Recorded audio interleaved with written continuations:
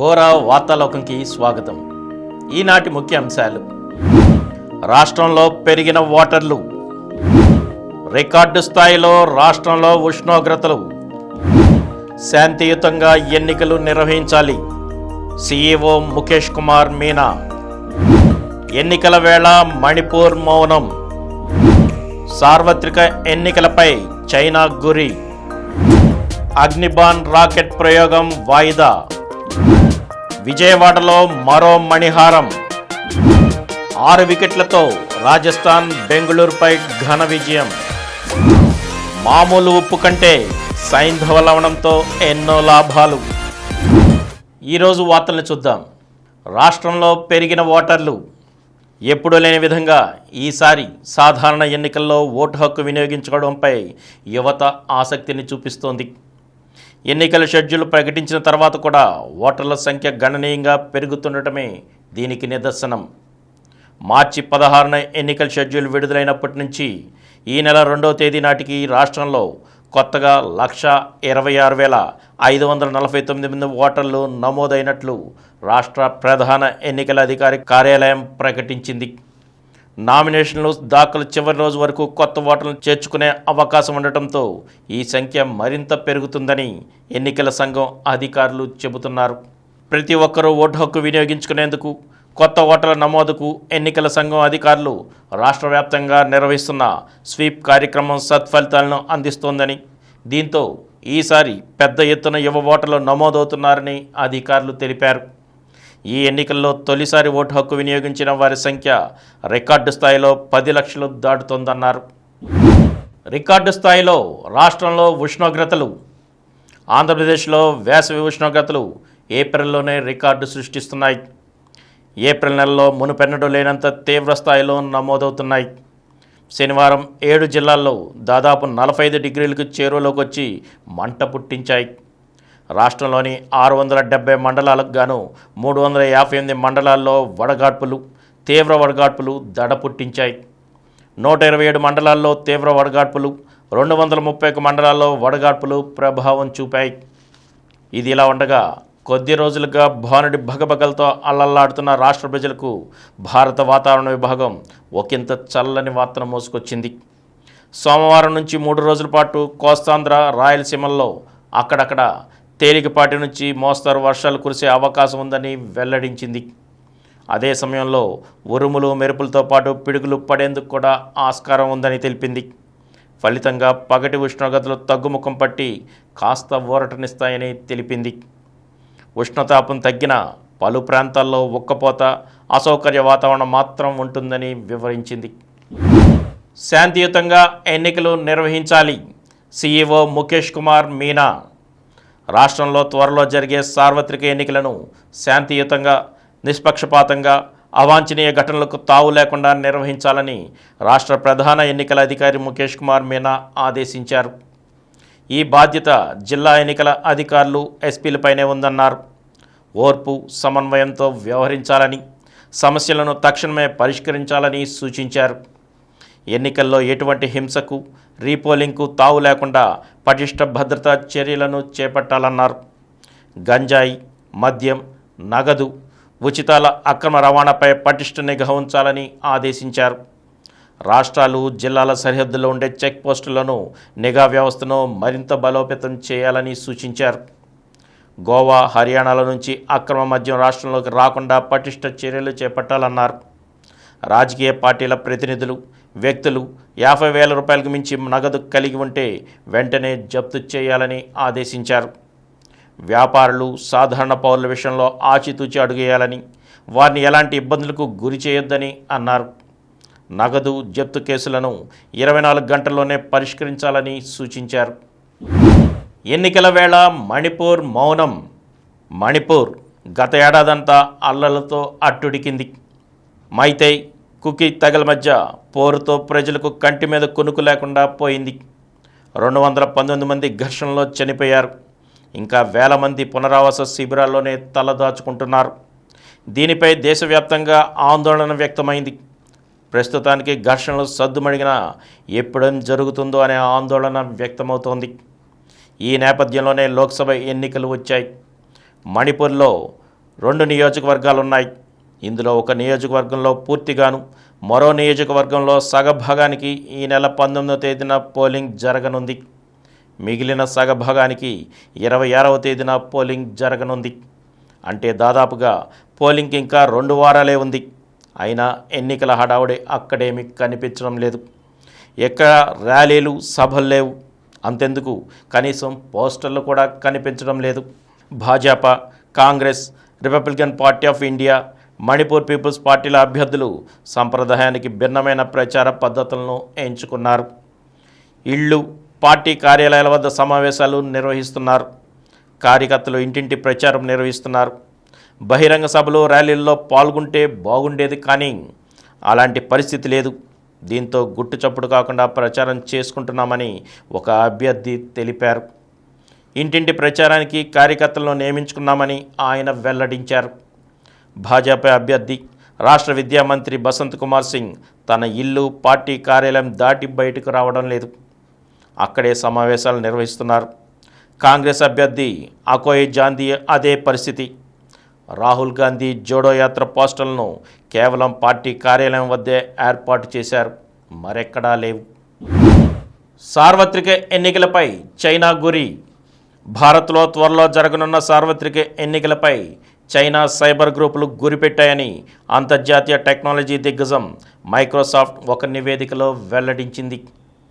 సొంత ప్రయోజనాలు నెరవేర్చుకోవడమే లక్ష్యంగా తప్పుడు సమాచారంతో ఎన్నికల ఫలితాలను తారుమారు చేయడానికి చైనా ప్రభుత్వం ఇలాంటి గ్రూపులకు అండగా నిలుస్తోందని స్పష్టం చేసింది. ఇతర దేశాల్లో ఎన్నికల విషయంలో చైనా అనుసరిస్తున్న ఎత్తుగడలపై మైక్రోసాఫ్ట్కు చెందిన థ్రెట్ ఇంటెలిజెన్స్ అధ్యయనం నిర్వహించింది.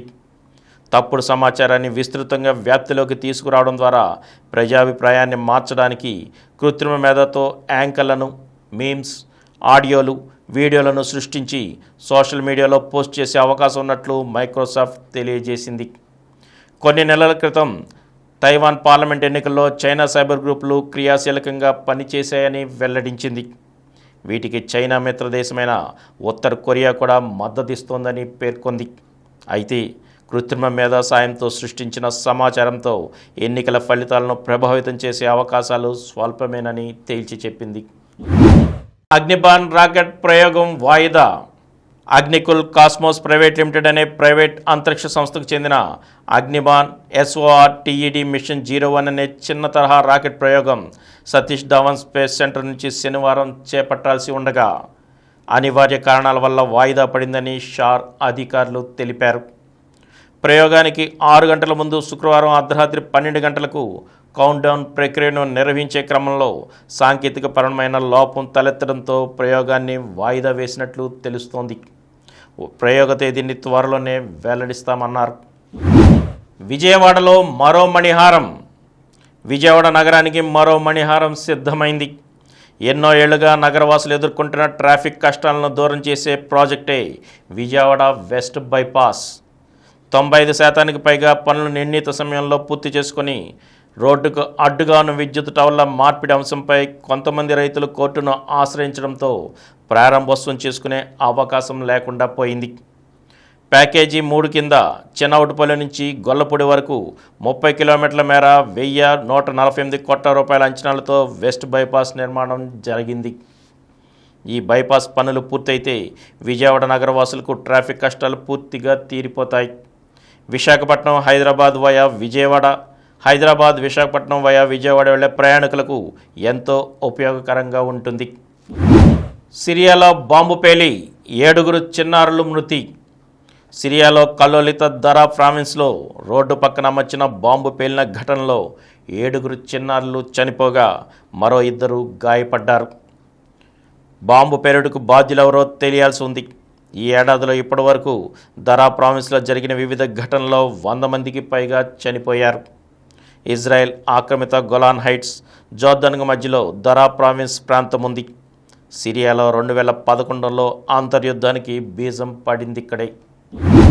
రష్యా క్షిపణి దాడుల్లో 8 మంది మృతి. ఉక్రెయిన్లోని 2వ అతిపెద్ద నగరం ఖాకివ్పైకి రష్యా క్షిపణులు, డ్రోన్లతో విరుచుకుపడింది. శుక్రవారం రాత్రి నుంచి జరిపిన దాడుల్లో 8 మంది చనిపోగా మరో 12 మంది గాయపడ్డారు. రష్యా 32 ఇరాన్ తయారీ షహీద్ డ్రోన్లను, 6 క్షిపణులను ప్రయోగించగా 28 డ్రోన్లను, 3 క్రూయిజ్ మిసైళ్లను కూల్చివేశామని ఉక్రెయిన్ ఆర్మీ తెలిపింది. తాజా దాడులపై రష్యా మిలిటరీ ఎటువంటి ప్రకటన చేయలేదు. 6 వికెట్లతో రాజస్థాన్ బెంగళూరుపై ఘన విజయం. ఐపీఎల్లో రాజస్థాన్ రాయల్స్ అజేయంగా దూసుకెళ్తోంది. వరుసగా 4వ మ్యాచ్లోనూ ఆ జట్టు జయభేరి మోగించింది. శనివారం జరిగిన పోరులో రాజస్థాన్ 6 వికెట్ల తేడాతో రాయల్ ఛాలెంజర్స్ బెంగళూరును ఓడించింది. ముందుగా బెంగళూరు 20 ఓవర్లలో 3 వికెట్ల నష్టానికి 183 పరుగులు చేసింది.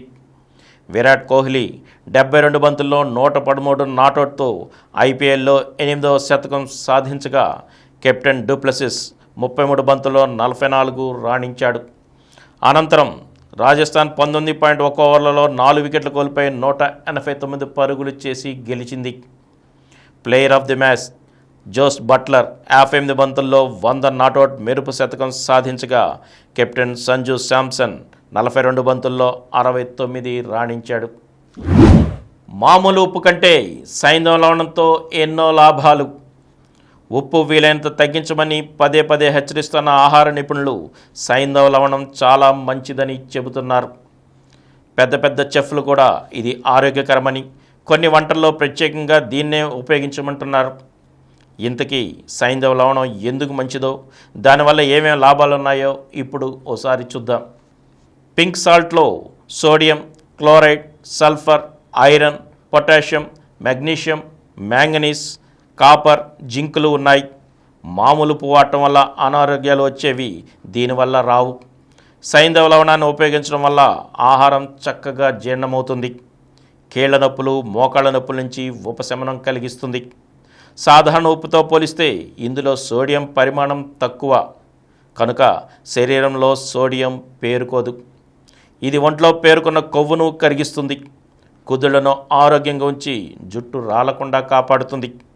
శరీరంలో చేరిన అనేక రకాల సూక్ష్మక్రిములను నశింపజేస్తుంది. ఇందులో యాంటీ ఆక్సిడెంట్ గుణాలు ఉన్నాయి. ఎనీమియాతో బాధపడుతున్న వారికి ఎంతో మేలు చేస్తుంది. గృహ చిట్కాల్లో ఇది ముందుంటుంది. కడుపు నొప్పి, మలబద్ధకం, గుండె మంట, కడుపు ఉబ్బరం లాంటి ఇబ్బందులను నివారిస్తుంది. సోడియం స్థాయి మరీ తగ్గిన ప్రమాదమే. మానసిక రుగ్మతల బారిన పడే అవకాశం ఉంది. తగినంత సైంధవ లవణం తీసుకోవడం వల్ల ఆ సమస్యలు రావు. దీన్ని వేడి నీళ్ళలో వేసి పుక్కిలిస్తే గొంతు సమస్యలు తగ్గుతాయి. పింక్ సాల్ట్ ఆరోగ్యకరమే కాదు, దీనివల్ల వంటలు ప్రత్యేకమైన రుచి, వాసనతో వహవా అనిపిస్తాయి. దీంతోపాటు మరో విషయం, కొబ్బరి, వెల్లుల్లి, క్యాలీఫ్లవర్, మష్రూమ్స్, యోగట్, ముల్లంగి ఈ 6 ఉన్న సాధారణ గుణం తెలుసు కదా, అన్నీ తెలుపే. వీటన్నిటిలో ఉన్న ఇంకో మంచి లక్షణం రోగనిరోధక శక్తిని పెంచడం కనుక వీటిని ఏదో రూపంలో తరచుగా తినండి, ఆరోగ్యంగా ఉండండి. ఇప్పుడు కొన్ని సంక్షిప్త వార్తలను చూద్దాం. అత్యంత వృద్ధుడిగా గిన్నిస్ రికార్డు. పేరు జాన్ ఆల్ఫ్రెడ్ టిన్నిస్వుడ్. ఇంగ్లాండ్కు చెందిన వీరి వయసు 111 ఏళ్ళు. వెనజులాకు చెందిన జువాన్ విసెంట్ పెరెడ్ 114 ఏళ్ల వయసులో ఇటీవల చనిపోవడంతో ప్రపంచంలోనే అత్యంత వృద్ధుడిగా గిన్నిస్ వరల్డ్ రికార్డులో తాజాగా టిన్నిస్వుడ్ చోటు సంపాదించారు. ఐపీఎల్లో నేడు ముంబై వర్సెస్ ఢిల్లీ, రాత్రి 7:30 లక్నో వర్సెస్ గుజరాత్. విదిత్ గుజరాతీ సంచలన విజయం.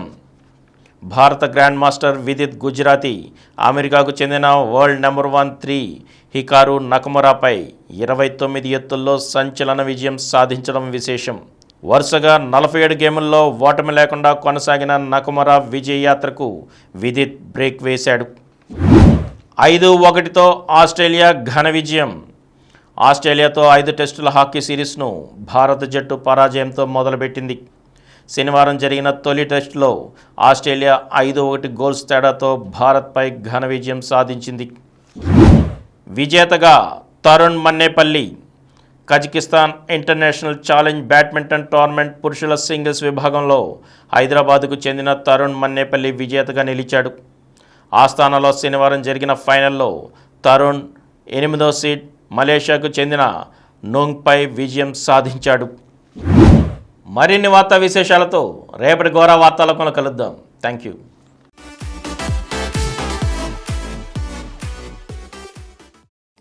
ప్రతిరోజు వార్తా విశేషాల కోసం అనతి కాలంలోనే 20 కోట్ల వ్యూస్ సాధించిన డాక్టర్ సమరం మల్టీ ఛానల్ నెట్వర్క్ సమర్పించు గోరా వార్తాలోకంకు సబ్స్క్రైబ్ చేయండి, లైక్ చేయండి, మీ ఫ్రెండ్స్కి షేర్ చేయండి.